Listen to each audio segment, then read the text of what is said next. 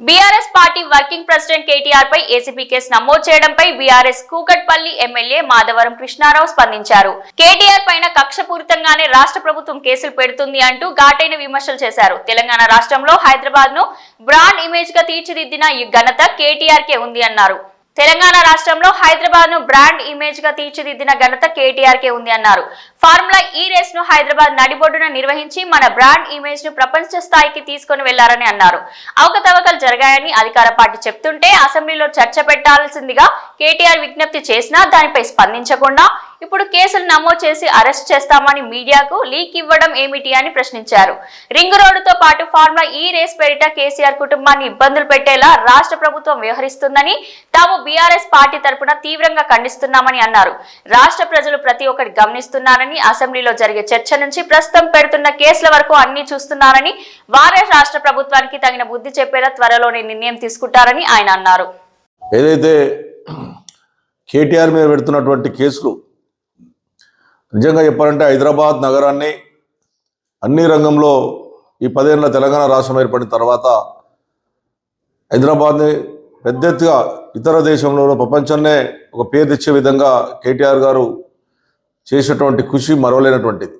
ఎందుకంటే ఆ రోజున కరెంటు లేక అల్లాడిపోతున్నటువంటి కాంగ్రెస్ ప్రభుత్వంలో కరెంటు లేక ఇబ్బంది పడినప్పుడు జనరేటర్లు పెట్టుకున్నటువంటి సందర్భాలు చూసాం. హైదరాబాద్ ప్రజలు ఎంత ఇబ్బంది పడ్డారు. జనరేటర్లు, ఇన్వర్టర్లు పెట్టుకున్నారు. మంచినీళ్ళు లేక అల్లాడిపోయారు హైదరాబాద్ నగరం. కాంగ్రెస్ పార్టీ శాసనసభ్యుడే పి జనార్దన్ రెడ్డి గారు ఆయన హైదరాబాద్ నగరానికి నీళ్ళు ఇబ్బంది అవుతుందని చెప్పి అధికారం ఉన్నప్పుడు, కాంగ్రెస్ పార్టీ అధికారం ఉన్నప్పుడే కుండల ప్రదర్శన సందర్భాలు చూసాం. దాన్ని మరిపించినటువంటి నాయకుడు కేటీ రామారావు గారు. ఇంటింటికి మంచినీళ్ళు, అదేవిధంగా అండర్ పాస్లు, రోడ్లు, డ్రైనేజీలు, వాటర్ లైన్లు, బ్రిడ్జెస్. హైదరాబాద్ నగరంలో ఇప్పుడు హైదరాబాద్ వచ్చినామంటే చాలామంది ఫిలిం యాక్టర్స్ కూడా అన్నారు హైదరాబాద్ సింగపూర్ అన్నటువంటి మాటలు మాట్లాడింది కూడా చూసాం.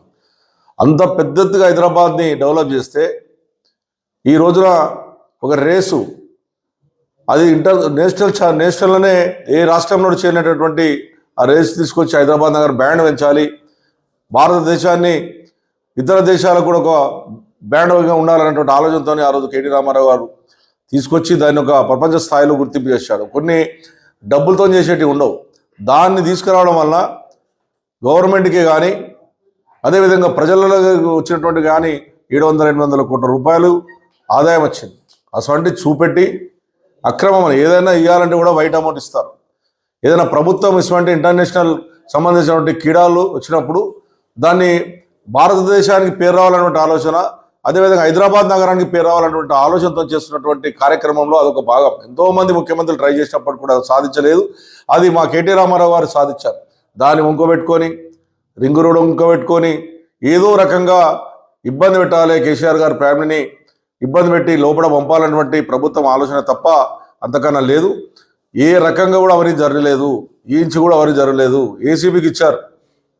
మేము అసెంబ్లీలో చర్చించమని చెప్పాం. అసెంబ్లీలో చర్చ మేము మాట్లాడుతూ ఉన్నాము. నోటీస్ ఇచ్చాం, స్పీకర్ గారికి అడిగాం.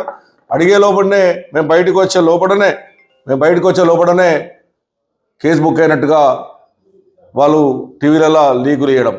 దేనికైనా కూడా టీఆర్ఎస్ పార్టీ ప్రభుత్వం, బీఆర్ఎస్ ప్రభుత్వం అన్నిటికీ సిద్ధం ఉంటుంది తప్ప అక్రమైన కేసులు పెట్టి హైదరాబాద్ నగరాన్ని బ్రాండ్ తగ్గించే విధంగా ప్రయత్నం చేస్తుంది ఈ ప్రభుత్వం. ఇది మంచి పద్ధతి కాదు. కేటీ రామారావు లోపడేసి ఏదో సాధించాలి, ఆనందపడాలనుకున్న వాళ్ళకు ఫ్యూచర్లో ప్రజలు తగిన గుణపడ చెప్తారని చెప్పి సందర్భంగా తెలియజేస్తా ఉన్నాను.